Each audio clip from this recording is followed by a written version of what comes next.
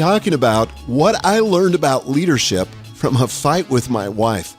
Seriously, Gail and I do fight occasionally, and I've learned a lot from her about conflict resolution. Specifically, in this episode, I want to share 5 lessons I jotted down from my most recent experience. But first, this podcast is brought to you by Platform University, an online membership site for helping you launch your personal platform or take it to the next level. And you can find out more at platformuniversity.com.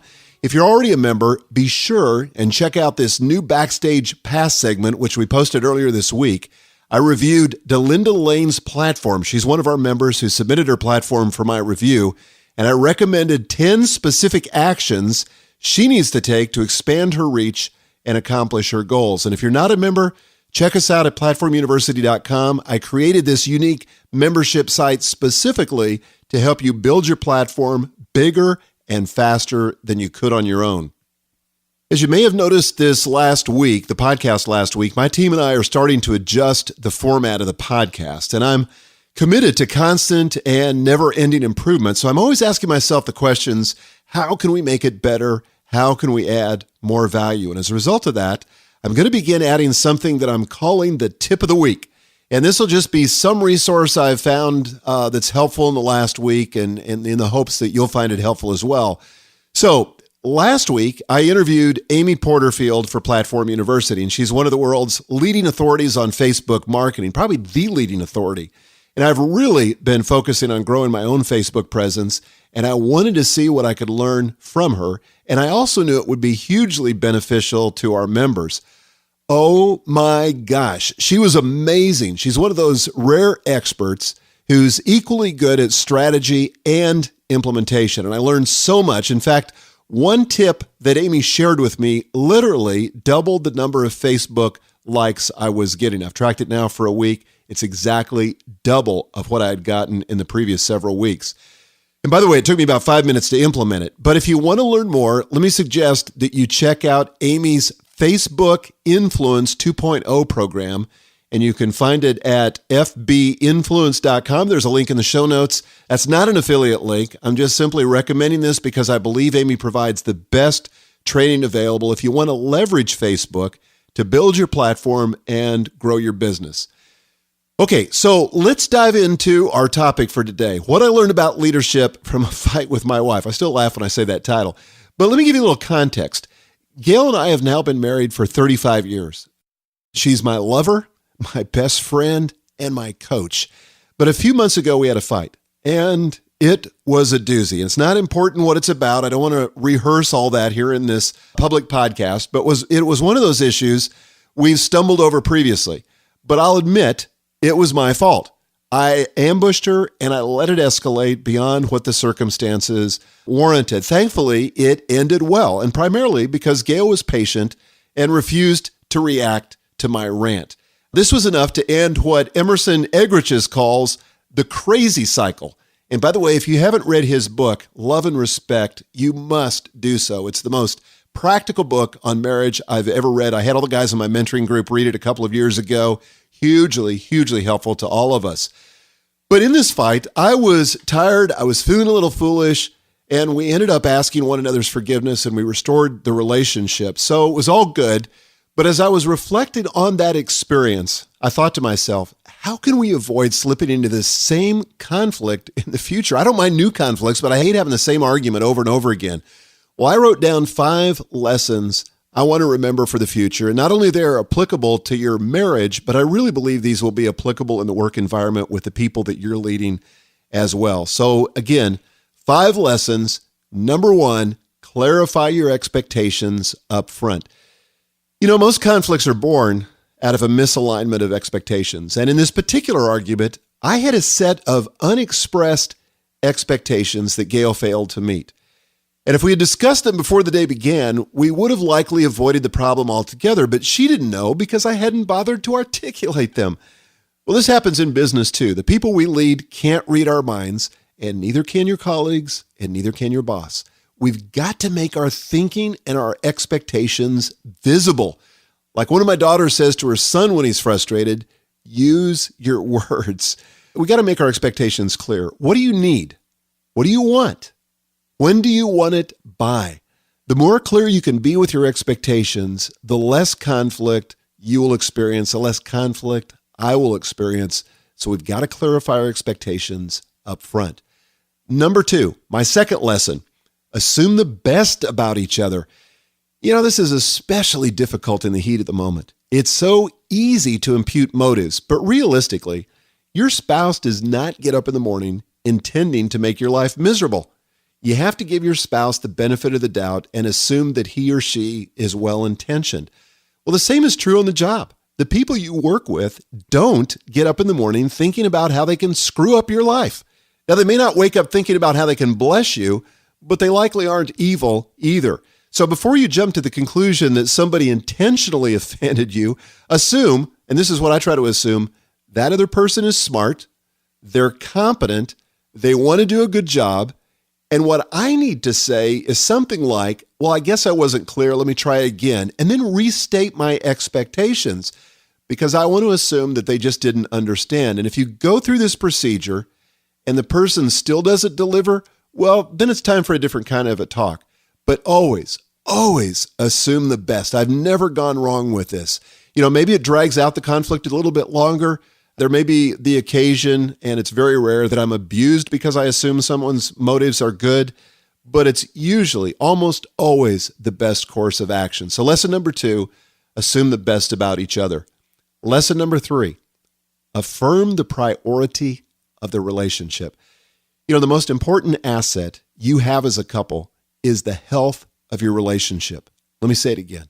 The most important asset you have as a couple is the health of your relationship. It affects your parenting. It affects your job performance. It even affects your health. So when it comes to conflict, you don't want to win the battle but lose the war. I remember watching an episode of Dr. Phil one time, and he was dealing with this unbelievably stubborn husband who didn't seem to have any empathy for his wife's situation, a situation which he in part created. She was miserable, so was he. But worse, he kept insisting to Dr. Phil that he was right in the particular argument, and he wouldn't budge. Well, finally, in a moment of frustration, Dr. Phil said to him, look, you can either be right or you can be happy. I loved that. And it just, finally connected with this guy, and he got it. And of course, the audience went wild and clapped. But I had a similar aha moment in my fight with Gail. And near the end of the argument, I finally came to my senses and I said, honestly, I don't know who's right or who is wrong. What I know for sure is that I love you, and that trumps everything. Well, she quickly agreed. And we were both in tears, but it's the priority of the relationship that's important. And the same thing is true at work.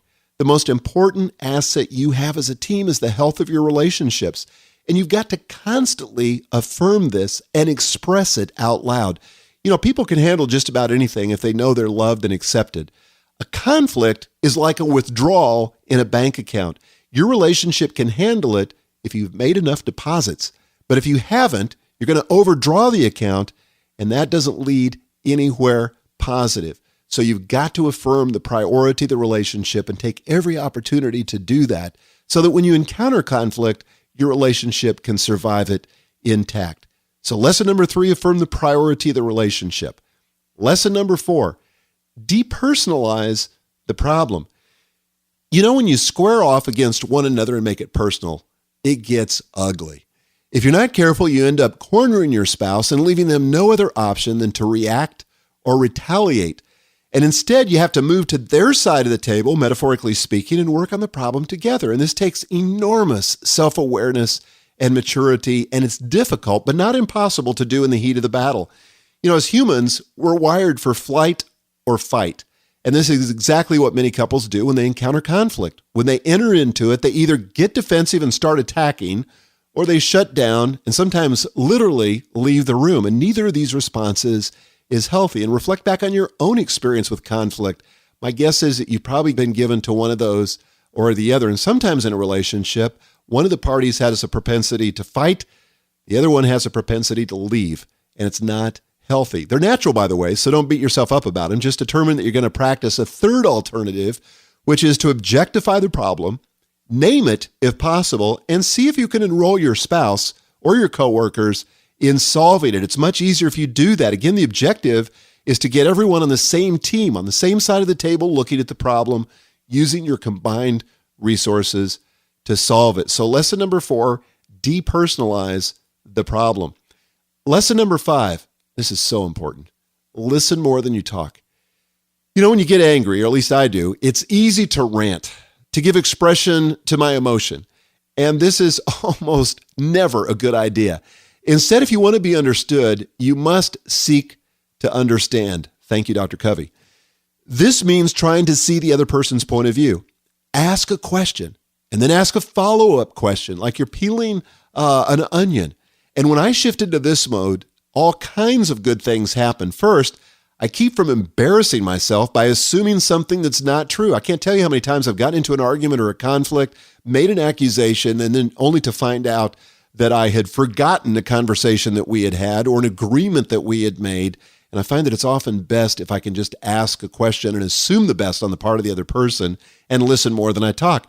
But second, I buy the time I need to cool down when I'm asking questions. I move from defending myself or making someone else wrong to solving the problem.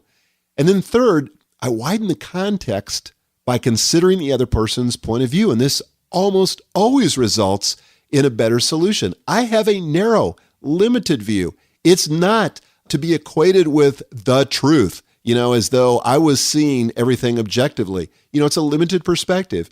And when I invite somebody else into the conversation, my quote opponent, and get their perspective, I can see it from a wider frame of reference, which almost always leads to a solution that is out of the box or different than what I would have come up with on my own. So again, purpose, that you're going to become a master question asker.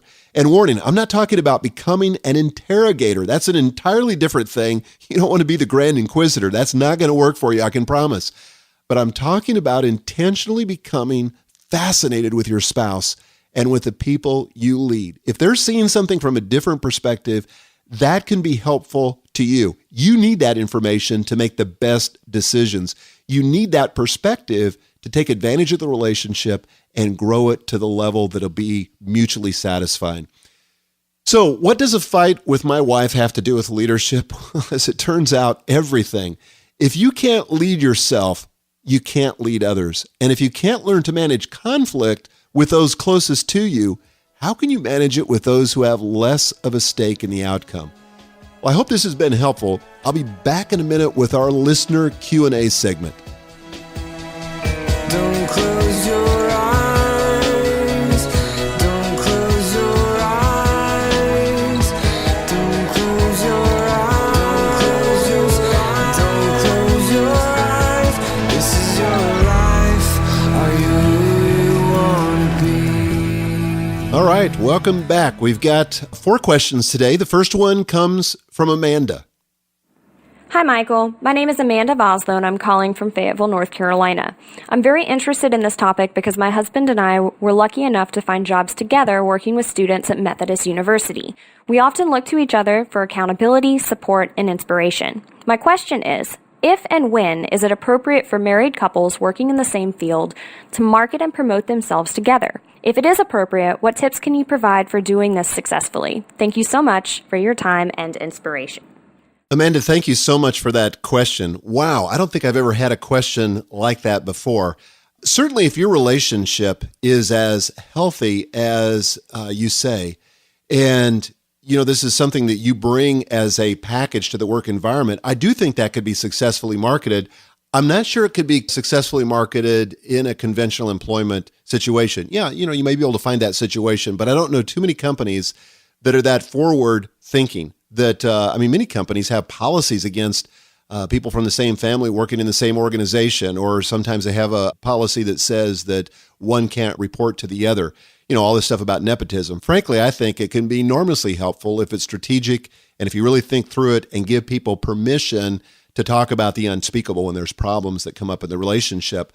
But I think it might genuinely work in a contract situation where you're selling services kind of in the open market. Then you could market both of you as, sort of two halves of the same coin and why you're better together than you are separate. So I think, again, I'm not sure it gives you a strategic advantage. It might, but I don't really have much more to offer than that, other than congratulations for having such a great relationship with your husband. Awesome. The next question comes from Charles. Hi, Michael. This is Charles Pobimensa, and I'm from Steubenville, Ohio. I blog about changing the world in the little things that we do at charlespm.com. I'm curious about how you view the leadership role of a husband as different from that of a wife in a marriage. I personally feel that modern society often tries to make husbands and wives' roles the same in the name of equality, as opposed to complementary. What's your opinion, and how can we as husbands become better leaders in our marriages, considering this? Charles, this is an issue that unfortunately has become very political, and I hate that. And I really haven't studied it enough to give, some sort of, comprehensive theological or philosophical point of view. And I am certainly open to correction on this. All I can tell you is what's worked in our relationship. And I don't know if this is traditional or not, but I tend to be the leader in my family. And I know there are marriages where that's, the opposite situation. Gail is a great follower. She also initiates in many situations, and that's fine too. We don't get all hung up on that. The main thing we want is the best decision, the best perspective. And one of the things that we've learned in our relationship is to appreciate one another's differences. We could not be more opposite. And, there was kind of that thing where when we started that's what attracted us, opposites attract. But then it got annoying because every time I would see something from one perspective, she was completely the opposite perspective. And that it grated on us. But then we learned, I think this was like the third phase of our marriage, where we learned that actually our differences were what made us as a couple stronger. It's what gave us a broader context. It's what led to better decisions. It led to a broader perspective.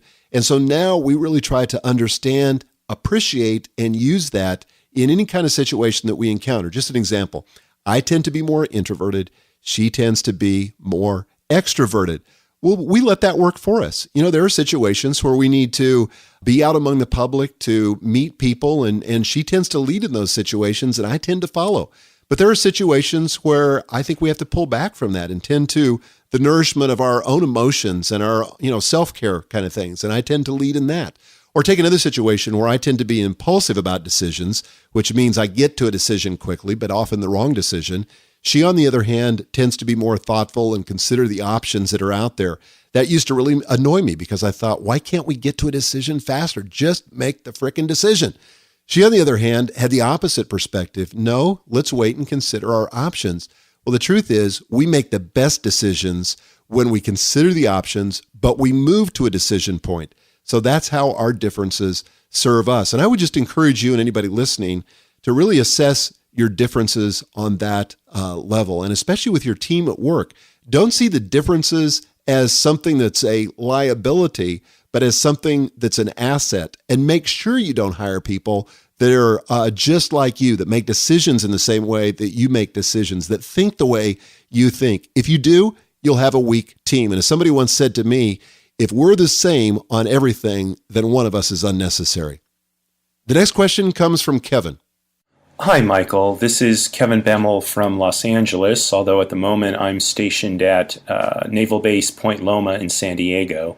I blog on entrepreneurship and veterans and living intentionally at bemmel.com. My question is, what do you see as the differences between leading a business and leading a family? On the face of it, they may seem to be the same, and yet I think there are some significant differences there, and I'd really like to hear your thoughts on that. Thanks so much. Bye. Kevin, it's hard for me to know exactly what you're driving at without hearing more, because I tend to see them as very similar. The things that I find that work in my marriage, that work in my parenting, also work at work. Good leadership is good leadership. You've got to lead yourself. You've got to do all the things that I talked about earlier in the show. That works regardless of the context. Now, the outcomes are admittedly different. When I'm in my business, I'm very much, in my particular business, bottom line focused. The profit's important. An efficient business is important. And not all of those outcomes are important in a family. Sometimes the relationships are more important than having the house clean, for example, something that was easy for me, especially in the early days, and still is occasionally, can be a stumbling block for me. I tend to get focused on the task rather than the people involved. But guess what? That also affects me at work. I can get very task-oriented at work to the neglect of the relationships. and it's ultimately not productive in either sphere. So, I'd love to hear more from you on this. And if there's something that I've missed here or some ways that you see that they're different, I'd love to learn from you. So please leave a comment in the show notes at michaelhyatt.com/059, as in episode 59. Can't wait to hear from you. The last question comes from Steve. Hi, Michael. This is Steve Spillman calling from Travelers Rest, South Carolina. I blog at truepotentialmedia.com. I've followed your blog since 2005, and as a small Christian book publisher, I've been so impressed that the CEO, Thomas Nelson, would actually take the time to blog. You've been a real mentor as we built our company. I'm also impressed that you've included mentions of Gail so much in your public work. My wife Elaine and I have been partners in life for more than 30 years and partners in business for 17 years. Keeping business discussions from bleeding into personal feelings can sometimes be a challenge. How do you and Gail discuss and maybe disagree about a business or public matter without letting that discussion affect your personal relationship? Thanks again for the work and effort you put in for all of us. Steve, thanks for your kind words and great question. Here's how I think about it. I'm not saying that this is right, but this is how we think about it as a couple. We don't try to distinguish too much between, work and our personal lives. For us, it's all one seamless whole. And that's particularly true now that I'm working for myself, that I have my own business. They tend to flow one into the other. And the truth is, Gail is my most important confidant. She's my business partner. And so we do talk about business a lot. But one of the things that we're committed to is because we're committed to our relationship and because we're committed to seeing one another grow, we try to ask questions of the other about things that are non-business related. So I don't know what might work for you. All I can tell you is what works for us. And when there's disagreement, we don't really dig in our heels. We tend to give things time and wait till we get alignment on something before we make a major decision. By the way, this is critically important. For example, I thought Gail should also have an office out of the home because I found that in the home, she was having a difficult time getting done the things that she wanted to do and move forward on her goals because she got distracted with stuff related to the house and related to family members. And so I was encouraging her to get an office.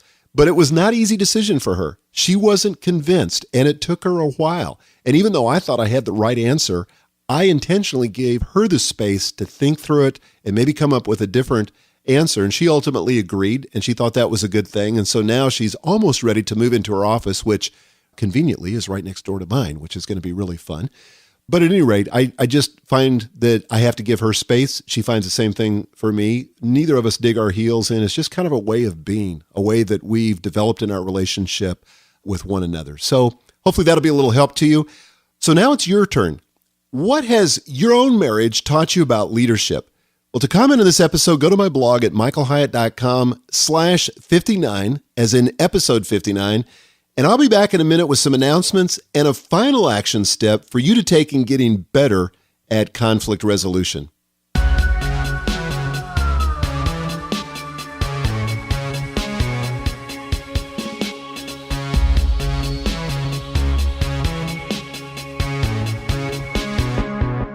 Well, welcome back. I've got a few quick announcements and then a final tip as you work to get better at conflict resolution. Announcement number 1, if you're considering launching your own platform or just getting serious about it, you need to start a self-hosted WordPress blog. It's not as complicated as it sounds. In fact, I put together a step-by-step screencast on exactly how to do it. You don't need any technical knowledge. I'll walk you through the entire process in exactly 20 minutes, and it's absolutely free. You can find it at michaelhyatt.com/WordPress setup. Then the launch conference for this fall is filling up fast, and I've got a special $200 discount code I'm going to share with you in just a minute. But in case you don't know, Launch is the conference for professional speakers or those who want to be. It's all about the business of public speaking. Specifically, we teach you a powerful 4-part framework that enables you to discover your assets, design your products, develop your market, and determine your value. This is the conference that launched me into my professional speaking career. And we're going to be holding the conference on September 16 through 19 in beautiful Vail, Colorado. Great time of year. This is one conference that I promise will pay for itself almost immediately. I paid for mine in the first month after I attended. Well, you can find out more at launchconference.tv. You can use the discount code Hyatt. That's all caps, HYATT, and it'll take $200 off the registration price. But this offer expires on June the 30th, 2013, so you've got to act quickly if you want to take advantage of it. The last announcement is that my next podcast will be on the topic of how do busy leaders find time for social media. You know, whenever I speak on the topic of platform, which is my most popular talk right now, it's the number one question I get. How do I make time for it? And I'm going to talk about a simple strategy for reframing the question so it doesn't feel like you're adding anything to your already overloaded schedule. So if you've got a question about this topic, please leave me a voicemail message at michaelhyatt.com/podcast question. This is a terrific way to cross-promote your blog or website because I'll link to it just like I did with the callers in this episode. So now the final tip. Let me leave you with this as you think about managing conflict. While you're at peace, sit down with your spouse or your coworkers and agree on the rules of engagement. Now, I practice 5, and they flow directly from what I shared earlier. Number 1, clarify expectations. Number 2, assume the best. Number 3, affirm the relationship. Number 4, depersonalize the problem. And number 5, listen more than you talk. And I would encourage you to have your teammates listen to this episode and then get together and discuss it. Then you can ask, can we agree on the rules of engagement that Michael shared? And if not,